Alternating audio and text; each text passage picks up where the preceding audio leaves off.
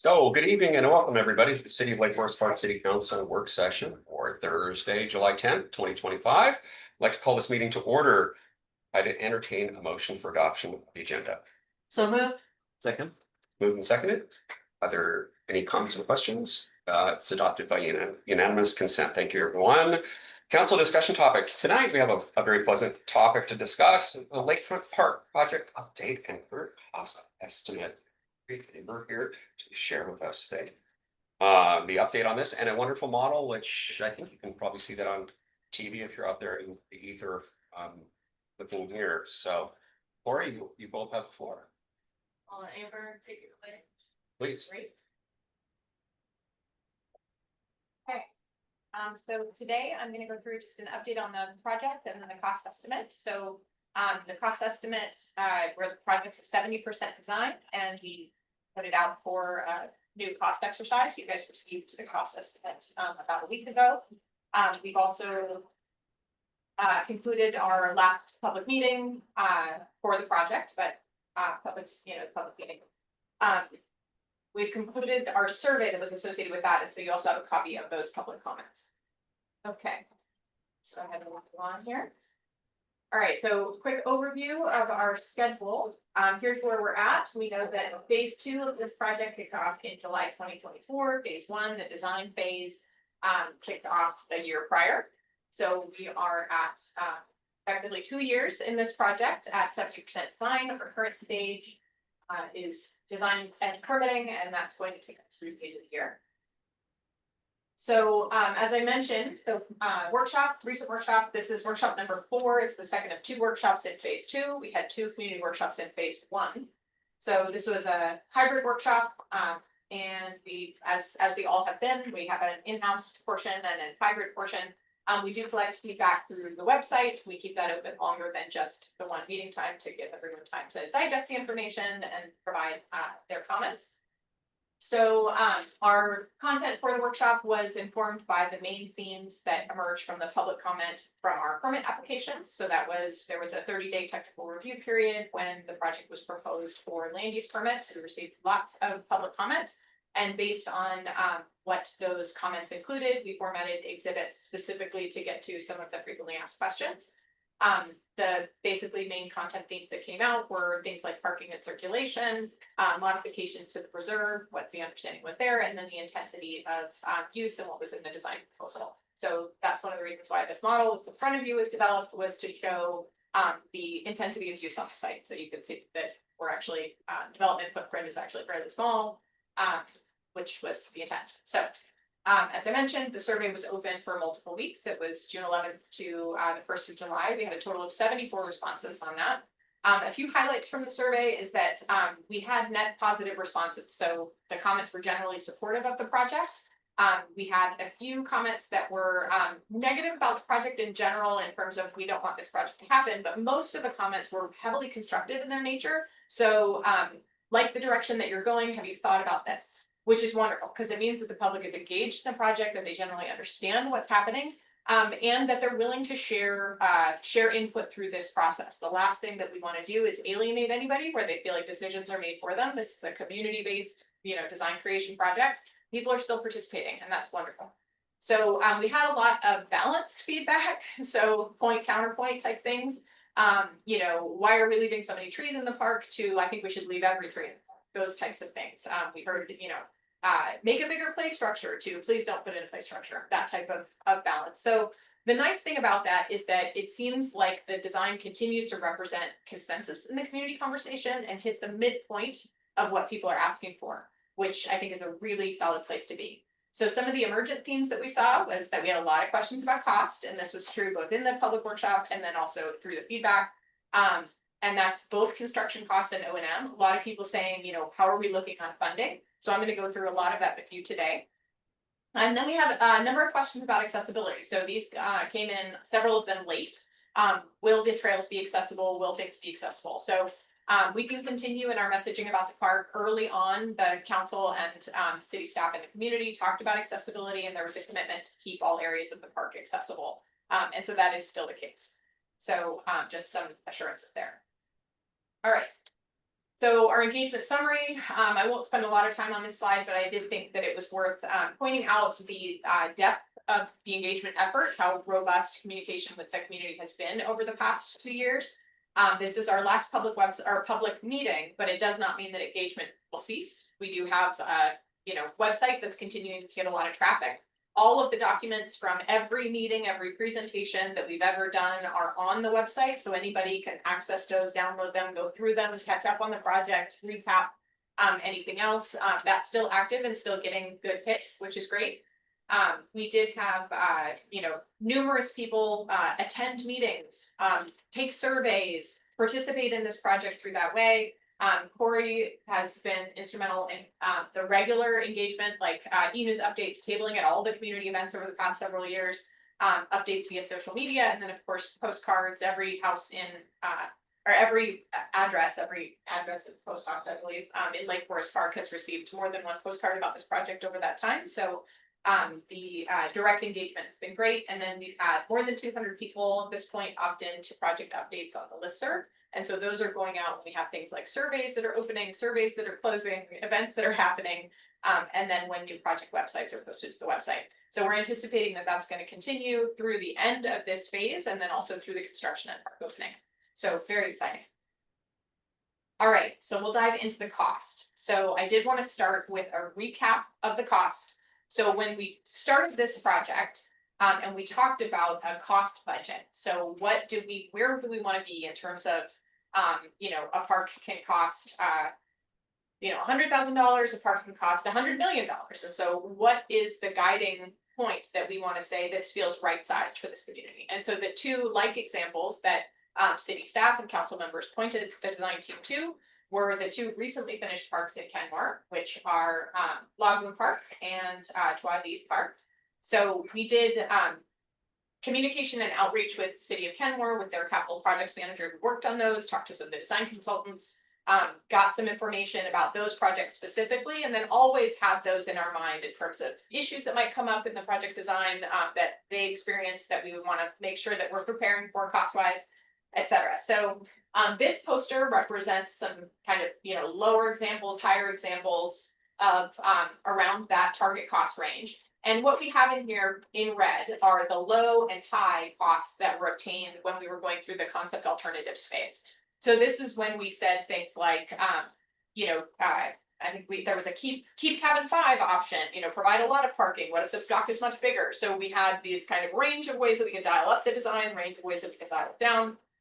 And we came up with cost estimate alternatives driven by community feedback, driven through the design process, that priced out at between $5.6 and $8.7 million. So that was our initial piece.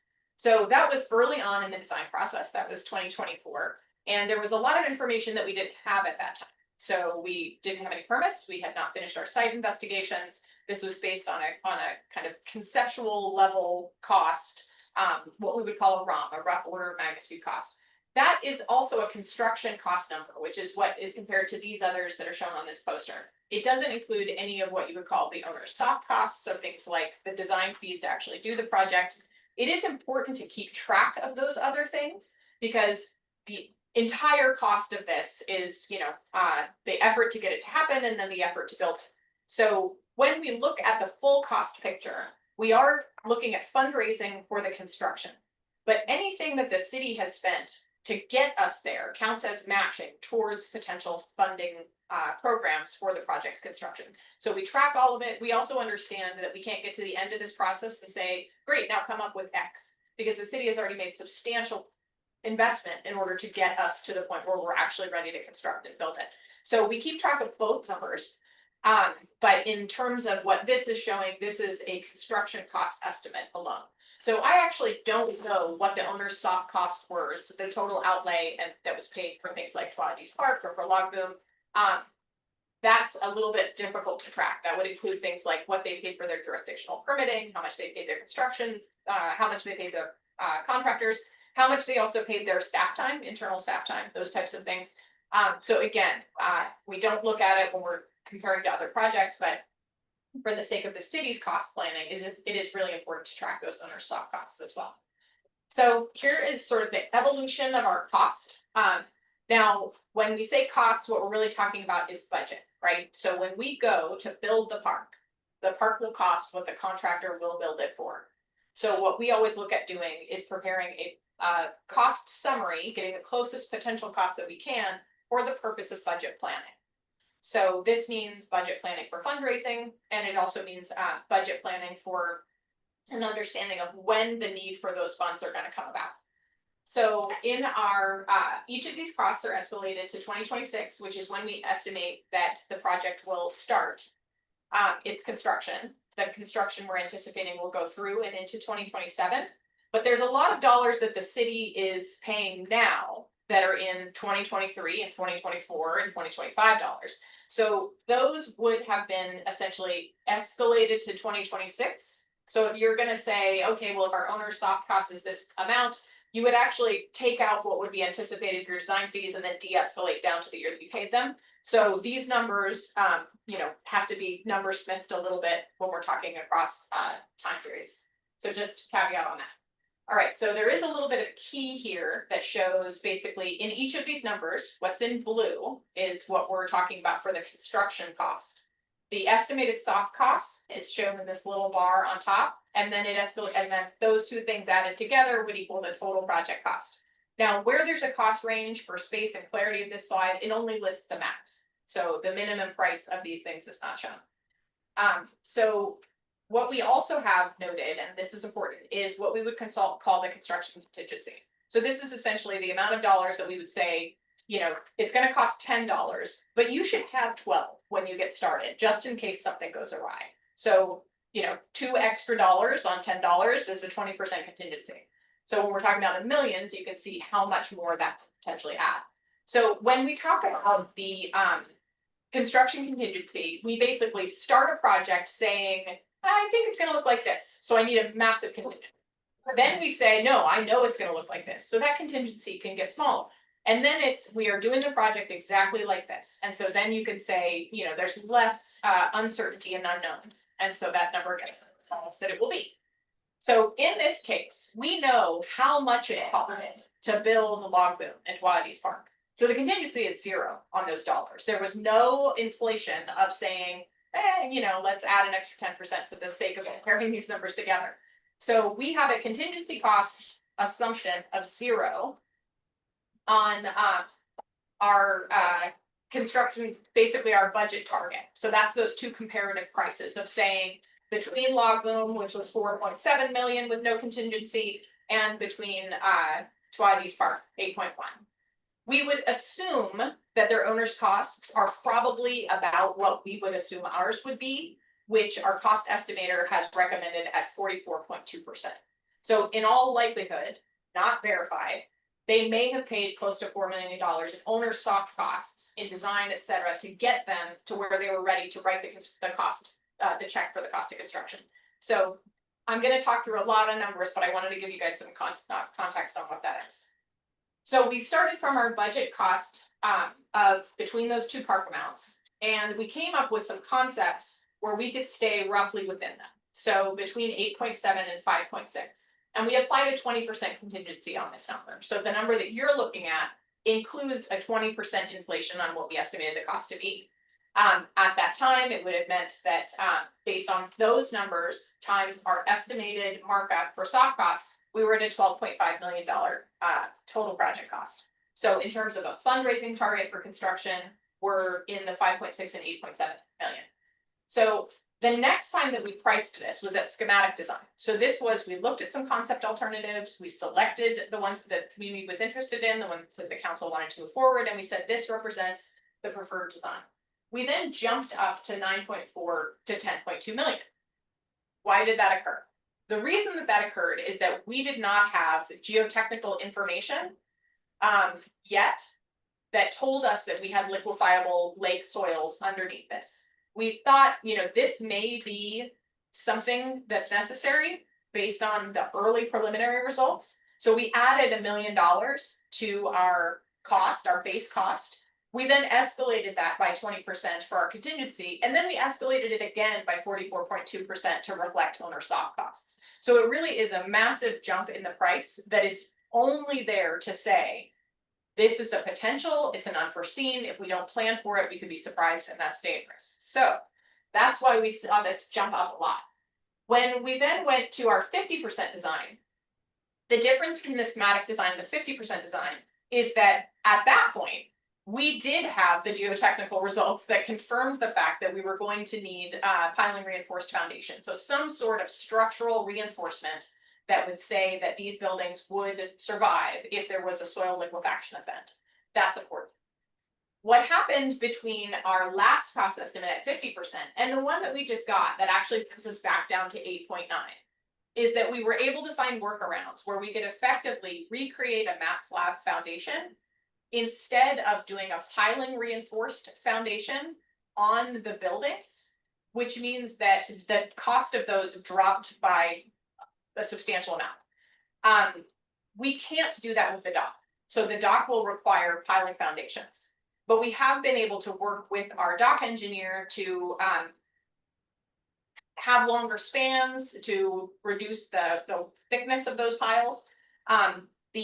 You'll see in the cost estimate that the recommendation for the pilings on this dock is 70 feet long. So a 70-foot pile-driven foundation that is essentially designed to get to bedrock underneath the underlying lake substrate. It may not need to be 70 feet. They'll determine that when they're pile driving it, but 70 feet is the geotech, who are some of the most carefully worded people that I feel like I've ever met. They're saying plan for 70 feet for all of these and we should be in good shape. Now, the reason that that is the case is that they applied what's called a life safety standard. So life safety standard means that if everything liquefies on this site, the buildings will stand and the dock will stand. So the number of people who are standing on the dock will be safe on that structure. So that's the intent. That's why those pilings are the way that they are. There are often times where you don't apply that. So for example, I worked on a trail, we had a set of stairs down a slope, and the likelihood that anyone, it's a private set of stairs, so the likelihood that anyone is on those at any given time is very low. There are very rarely, if ever, groups on those. And if the slope collapses, ultimately they were okay with the stairs going away.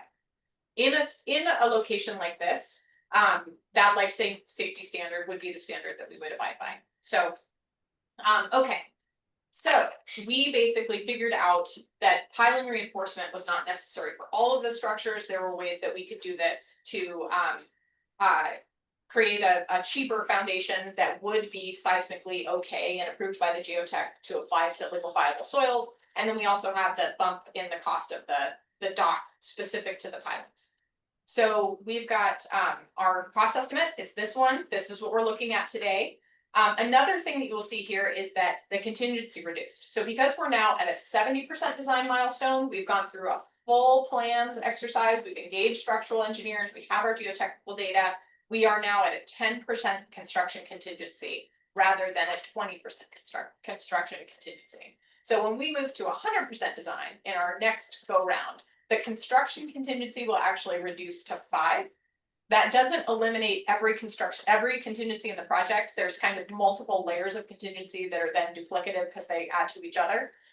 We would never go down to a 0% contingency even when we go to build this. Once it's done, 0% contingency is where you can be. But so we'll get to 5 eventually. We'll stay there, and that's what we will have for our cost estimate when we go into bid.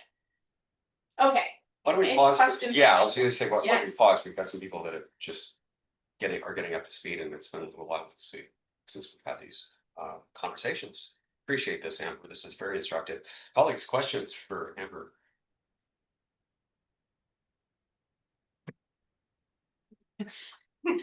Okay. You're so. Well, there you go. I'm It's all right, it's all right. follow-up questions are. I'm impressed. Okay. All right. So our construction cost estimate. So this is a snapshot that shows the overall summary cost. I don't remember what page this is on in your packet, but this is in your cost estimate packet. It's page 4. It's early on, and this shows what our major construction elements are. So pretty clearly, we have the community center, which is the big house, the community center annex, which is what we previously referred to as Cap 6. We have the restroom, that's also sometimes called bathhouse, the picnic shelter, and then everything else that is not those things, including the dock, including the overlooks, including the deck, that's all site development. So planting, paving, parking, sidewalks, all that stuff falls under that site development number. So without any of the structures, the estimated park cost is $6.5 million, and then escalated to show the owner soft costs, if that makes sense.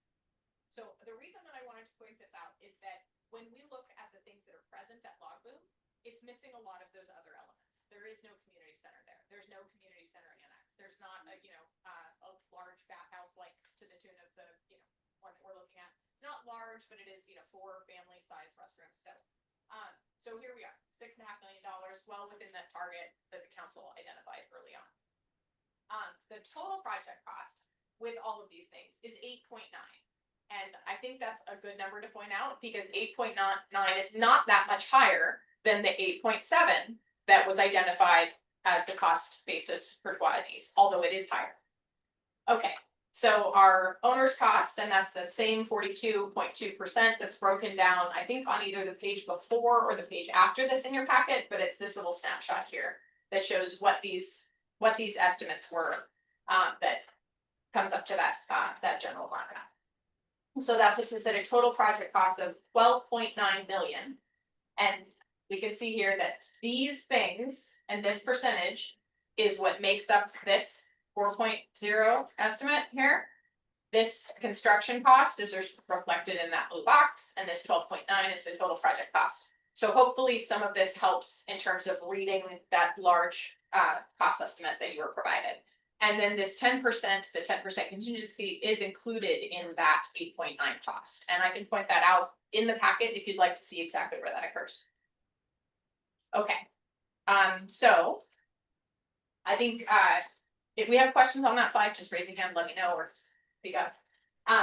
Cost estimate comparison. So in the schematic design package, that is the one that looks like this. This is available on the website. Everybody also got a copy of this when it was issued. There is on page 46 a breakdown of the element costs. So this is formatted not as lovely as it does appear here, but it's the same information. So what this is showing is our schematic design cost. The schematic design and 50% cost. We basically, when we came in with 50%, sort of hit those exactly. So the schematic design of 50% is shown in one row. This is what's represented in that packet. These are all elements that were individually priced in the schematic design package. And the reason that we did that is that it was really important for the community and the council to understand what the major drivers of the cost were. So this was back when we were saying, do we want to include a deck? Do we want to include a swimming platform? Do we want to include the parking and entryway area? And what's moving the needle in terms of the large cost improvements?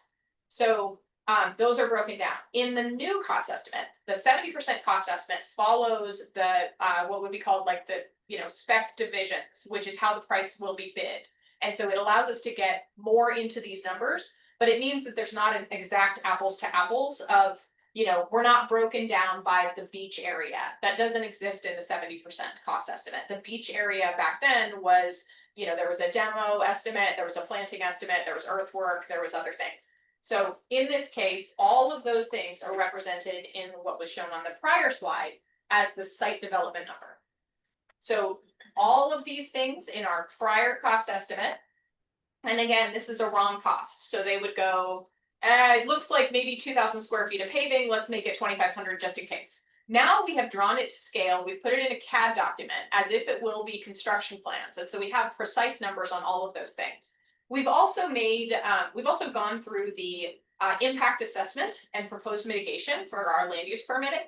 And so where we had the option to say, should this paving be 25 feet? Can it function at 24 feet? Well, let's make it 24 feet so that our impact is less. So we've gone through, after understanding the 50% cost estimate, where those cost drivers occur, how much of a difference does 2 inches of pavement make on a small slab?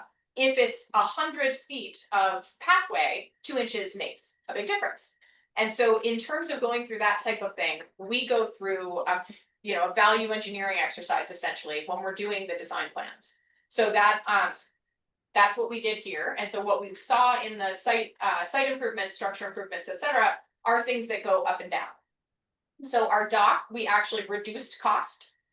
So despite the deeper pilings, we had other things that allowed us to use basically kind of pre-constructed components to piece together into the dock itself. And so that makes the cost a little bit cheaper. There's less wasted material, that type of thing. So again, through some of those things, we had the cost of our piling supports go from like $70,000 up to $800. But then we gained back cost efficiency through other ways of doing the construction. So there are a number of things that happened here. If you would like me to go through and break out any of these individual areas, we can sort of deconstruct that. But the main thing is that in terms of the general site amenities, we saw many of these things increase related to mostly landscaping. We had like a 40% increase in landscaping and a handful of other things. But again, they don't break out the same way. So we saw a 36% net increase in our general park amenities and site development number. And that includes a 19% decrease in the dock cost. For our structure improvements, most of these increased, with the exception of the picnic shelter. So our community center, we saw that what we had anticipated to be the cost increase by 42%. Why did that happen? If we were able to find this really efficient way of doing the foundation reinforcements, it's because in the 50%, they were not included in the cost of the big house. They were included as an add-on of saying the house will cost this much, and then we'll probably have this other number right here added into the cost of those structures above. So essentially, an apples to apples would be to take this number and add it to these, and that's what would then kind of divide by our structure cost. So a little funny on that one. But anyway, basically, we no longer have the additional structural reinforcement add service. We now know that structural reinforcement is required. We don't need to do piling foundations, so it's less expensive than we thought it would be, but it's now integrated into the cost of the individual structures. So the picnic shelter, we modified the design to make that a lot less expensive, and then went through what we needed to do, which was make the other structures slightly more expensive. The largest, right?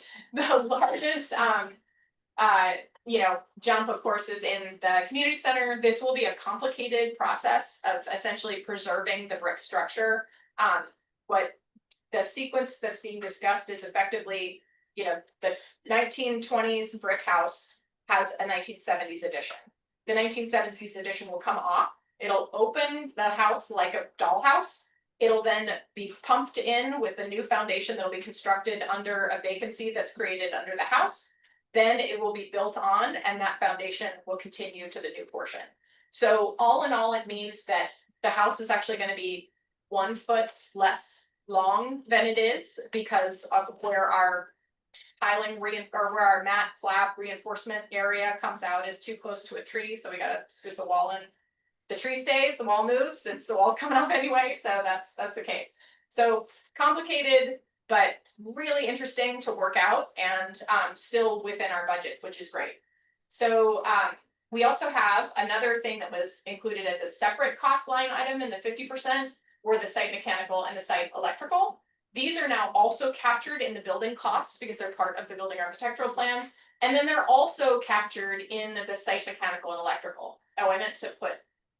That you'll see this as its own line item in the cost estimate, and you'll see that that's it's a sizable number. So again, these are, we had a substantial reduction in these numbers down to 0 because they're captured above, and then same thing. This is now integrated into the structural foundation cost. So all in all, what we saw between 50% and 70% was a 12% reduction in project cost. And this was mostly through design efficiencies that were applied between the 50 and 70% design that we would not have been able to make had we not had rigorous pricing at 50% to tell us what the drivers of costs were.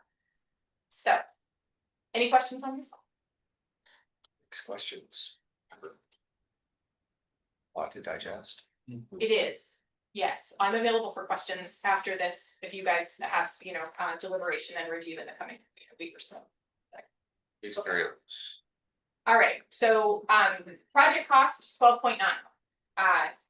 we're now looking, so in our last slide, we were looking really into this number.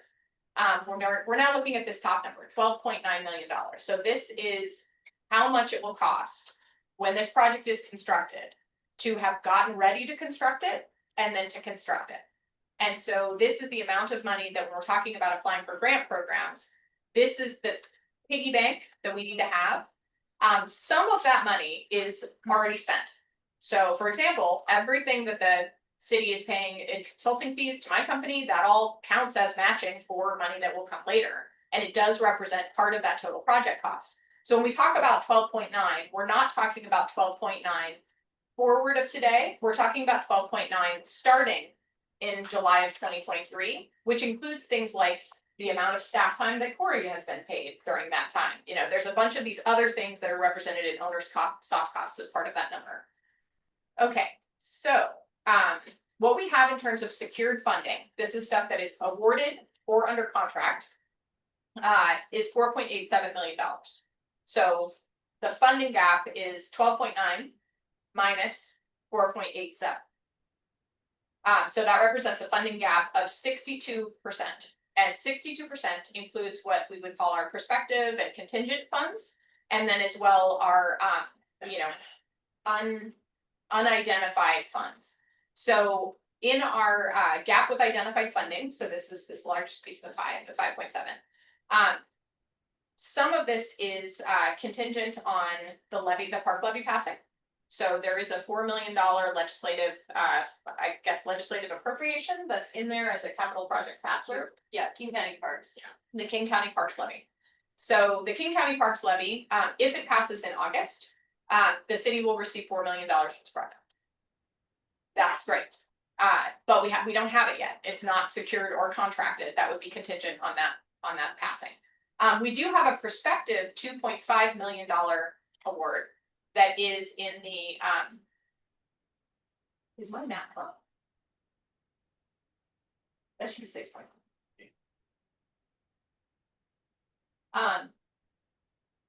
Right? Yep. Yeah. Our my apologies. This is a rosier picture than you're seeing on this slide. Yeah, And I fixed it. Yeah, the yellow shrinking is a good thing. Yeah. Yeah, we're going the other way, so we're good. Right. So we also have 4. Yeah, Corey, I actually don't have my notes. Is that right? So it's $4 million in the King County Parks levy For 2026. The current levy has 2.5 million. Okay, and that is included in the blue. So the 1.5 million, so this is correct, 5.5 million represents the 4 million that's contingent on the levy passing, plus there was a lead on $1 million potentially of state funding, and then there was also the discussion about sewer improvements that were part of this project that could potentially be funded through sewer fund. So that's the difference. So the 2.5 that the contract is drafted, not yet approved, through the 2025 King County Parks levy, that is included in the dark blue as what would be secured funding because there is a contract process. So We also have the 500K from the county executive office that we just signed. And then Aaliyah, we've been approved to work in contract with our CO, that's fine. and so that's included up here. So the remaining gap is 2.56 million. And that is our basically we've identified grant applications that could satisfy that. So one of which is, again, if the 2026 levy passes, we think that we're a good contender for additional trailhead funding of $2.5 million, which we would apply for under the 2026 project grants, if those dollars are there. If they aren't through the King County program, we would be going back to RCO for some of this money. So you know that you guys all remember one of the main milestone goals of this project was from the 2023 design to be ready by May 1st of 2024 for the RCO application deadline, which meant that we needed to have a preferred concept, we needed to have an idea of how much it cost, and we needed to have a timeline. We made it, got the application together, submitted it, got the $500,000 of funding, and kept the project going. That funding deadline was so important because it only happens every 2 years, which is where we are actually, again, right now, again in July, talking about the upcoming May as the funding deadline. So the 2026 funding deadline for RCO is May 1st, or likely to be May 1st, they haven't announced it yet. And so we will intend to make an application again through, whatever programs seem likely to meet the need for the project. The great thing about the difference between what we applied for in 2024 versus 2026 is that in 2024, we had a concept of a project with an idea of an estimate with very, very few matching funds and with a really big funding gap. We are now going to apply in 2026 with a project that is ready to bid out for construction, has a tremendous amount of matching funds, and a very small funding gap left. And so it's not going to guarantee us funding, but it makes our application look very good. So hopeful thing there.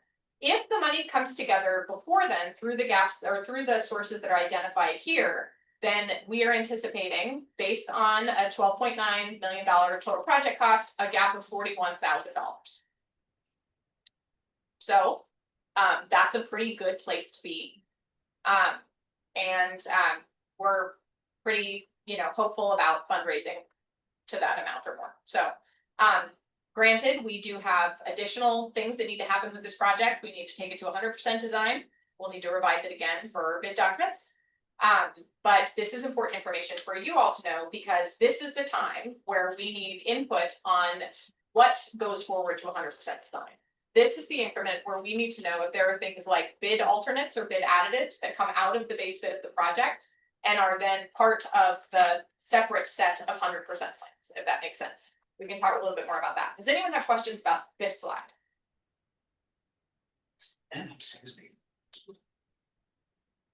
Okay, thank you. All right, so what do we need from the council at this point in the project?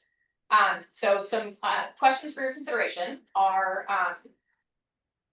we need to know if we should proceed in the current direction, the full design carries to 100% plans, or if the council would like to make selective reductions to the project. With that mean removing or reducing items entirely. We have a blank, the blank comes out. Or we can select items to be bid additive or bid alternates. So this might mean that the project moves forward with plans to not build the picnic shelter, but we ask the contractor to also propose on the picnic shelter. And if the total cost is affordable, we get both things. This slightly increases the design cost because we need to design the project as if the picnic shelter will be built and as if the picnic shelter will not be built. Now, if the council decides that it wants to take that approach and add the picnic shelter later, then again, the design needs to be designed in a way that it can receive this picnic shelter at a later time. So that might be things like plumbing for a sink, electricity, making sure that the foundation is there, making sure that the foundation can support a picnic shelter, those types of things. Or again, a bid alternate would be saying, we're going to build this park. It's going to have a picnic shelter. The picnic shelter is going to be either picnic shelter A or picnic shelter B based on the cost. And so that would mean that we are now, again, slightly increasing the design cost because it means that the design cost is the base with A or with B. So we now have two picnic shelter designs. Now, when we priced this project and did this contract, we agreed that bid alternates and bid additives would be included in the current contracted price of the design. So that's true, as long as what we're talking about are things already in there. We can't decide now to say, what if we add a sailboat concessionaire? That's not included because that was not included in the schematic design. So if the council does decide, which that option is there, to add something that was unforeseen and not included in the schematic design, it would mean a change in the design contract price. But if it's a swap for one element and the other, it might be something that we need to work out. The difference would be everything else is designed to 70%. And so if something comes in that needs to also be designed for 70%, that could not be done in the remaining 30% of the design fees. That makes sense. But again, we haven't talked specifics on that. So this is a little bit in the abstract. You guys might decide to add something that's very affordable and then it just swaps out for something else. So that's where we're at. And that's the information that we really need from council today. So what happens after today? Well, so we will be providing to Corey for the city staff review, just as a check set, the 70% progress drawings. We'll then take the feedback from both the city and the council to make the cost management value engineering revisions, if any apply. So if any changes aside from looks great, go, happen, then we need to take the times to address those in the design. And the reason we need to do that is that we also have our resubmittal of our land use permits. And so when we do the resubmit of our land use permits, we need to tell them what the impact and what the mitigation will be. So if we make any substantive changes to the design, those need to be reflected in the comments, in the response to the comments that we received on our land use permits. So for example, we don't want to pay for a bunch of mitigation if the big house comes down and goes away, because that's the reason that's driving a bunch of the mitigation. And so if we take it out, then that's less mitigation that the city would have to pay for. Unless it's approved in the permit documents, then we have to do it anyway.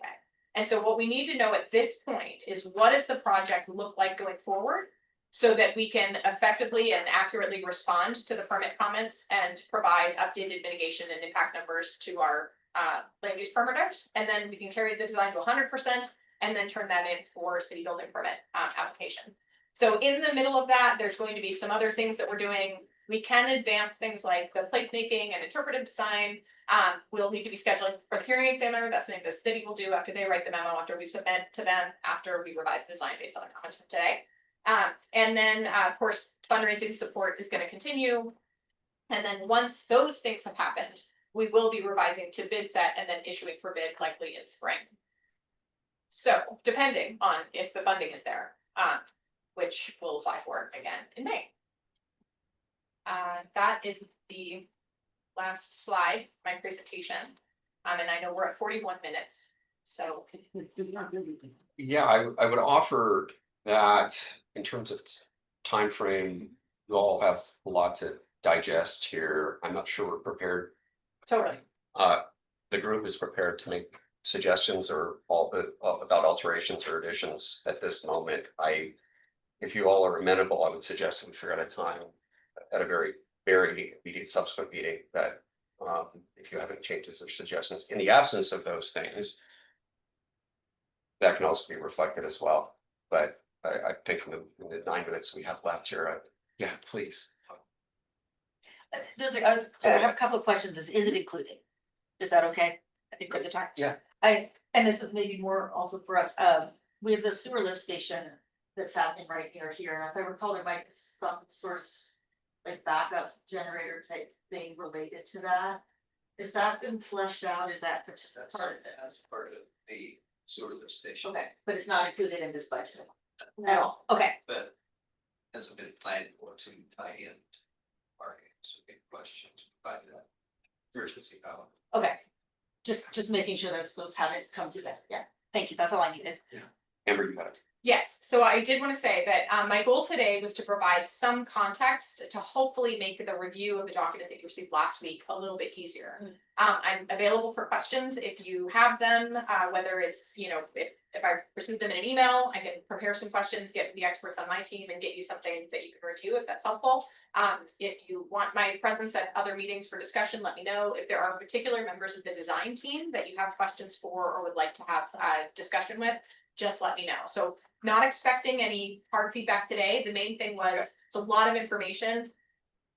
What do I even need from you? And so I wanted to make sure that that was pretty clear. And so hopefully any follow-up questions, just file them for Corey and we'll get you answers as quickly as possible. And just to say, we are doing fairly well on getting funding, so continuing to move forward, it's likely we'll be able to find. I was just amazed how much you crammed into 40 minutes. Thank Go ahead. I don't think this slide presentation was in our packet, so is that available? Yes, absolutely. Yeah. Deputy Mayor, in terms of council leadership, maybe some of these questions should be funneled through a certain channel here, just so we can keep track of them. So we don't overwhelm Amber and the team. I mean, maybe through Corey and then Carmen and council leadership and the administration. So we're all aware of what's being suggested or requested. So we don't want to bury Amber's team. Yes. Thanks for the detailed presentation. I'll be honest, I think I appreciate all the detail with the budget. I struggle to connect it to what the park looks like. I know there's this schematic design. Would you say, is that a pretty good match in terms of like the schematic design has the visuals that match the items that are in the budget proposal? That's a great question. So, largely very similar, yes.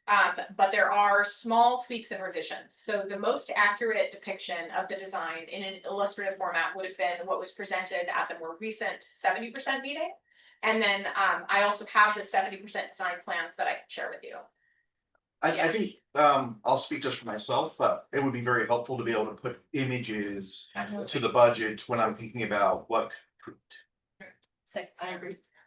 Great. Hey, colleagues, other questions? Right, wonderful. Thank you for the presentation. Can you go back a moment? You mentioned something about if you took out the big house, what would that do to mitigation? Oh, sure. So the big house was just something that I saw there and decided that that would be the thing that I would use in the example. But effectively, in the land use proposal, we are in our permits, we're saying that we're going to make these changes within the multiple overlapping encumbrances that are represented from the presence of the critical area features here. So we have wetlands with wetland buffers, the shoreline with the shoreline setback, the creek with the creek buffer. Anything that we're doing in any of that area represents some impact that has some mitigation. So there is mitigation effectively in kind. So for example, because we are removing 2 docks, it's a little easier to put 1 in. That's kind of a swap. We are also doing things like reusing the footprint of the existing structures, which means that we're not expanding outside of the footprint, but we are in some cases modifying the intensity of use or doing like a complete tear down. So there is still construction activities that are happening that mean that anything that we do in these areas needs to be mitigated for. Mitigation, as the city knows from the many critical areas that the city has within its boundaries and many projects that it has done that have a mitigation component, represents an expense. So an example that we like to use is could we build a tennis court in a wetland? Yes, but it's much, much, much more difficult and much more expensive than it is to build a tennis court out of a wetland. And so in those 2 examples, you would have the cost of the project plus all of the things that you would need to do to get it permitted, including paying specialists like me to do things like wetland assessments, et cetera, and to find out some way to repair or to mitigate for whatever the damage was that's occurring. Now, this project has done a great job of trying to minimize the need for mitigation by doing things like, using the old footprints and the old paved pad to put in where our new pavements will be located, reusing the old footprints as where it's possible, generally reducing the scope of development on the property to a small, more contained footprint, taking 2 docks, removing them, doing things like, improving the overlook that's there with things like graded decking and other, better, more environmentally positive things.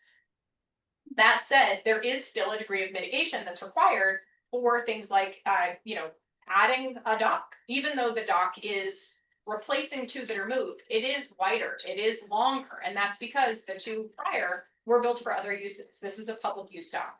So any element of this project that we are proposing is requiring mitigation in some form, unless it is completely outside of the critical areas, which is a very, very, very small part of this project. Effectively no hangout space or park amenities occur there. It's the outside corner. That's like where the 1 gate is going to be, where the exit driveway is. So, so that's what I mean by that is if the city decides to remove something, the chance to remove it and not have to mitigate for the fact that we were once going to include it is now. Other questions? I would just offer that I continue to have concerns about the operational costs for this, and the big house is an interesting aspect, but it's an intense use in order to really maximize the value of it.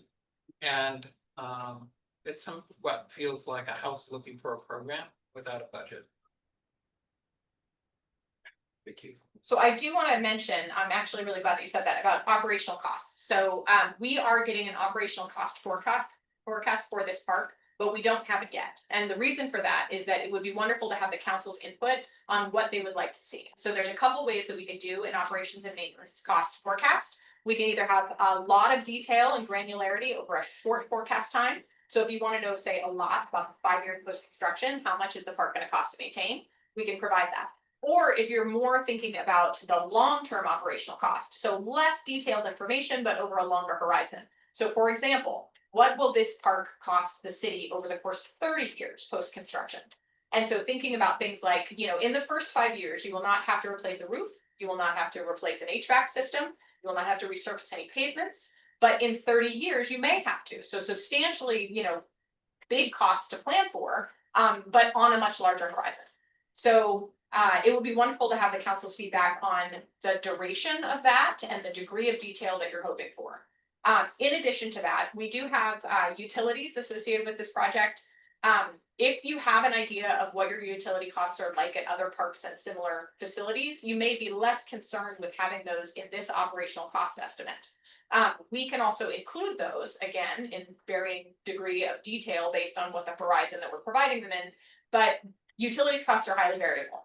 We can assume that like all the toilets will flush every 2 hours and all of the bathrooms, and that the park's gonna be occupied during these hours, and that, the rental rate is gonna be, we're gonna have people in the big house community center 3 days a week, not 7. So we can make a best estimate at those based on some tools that the cost estimator has. But if you would like utilities included in that O&M estimate, then it would be great to get some more detail from the city.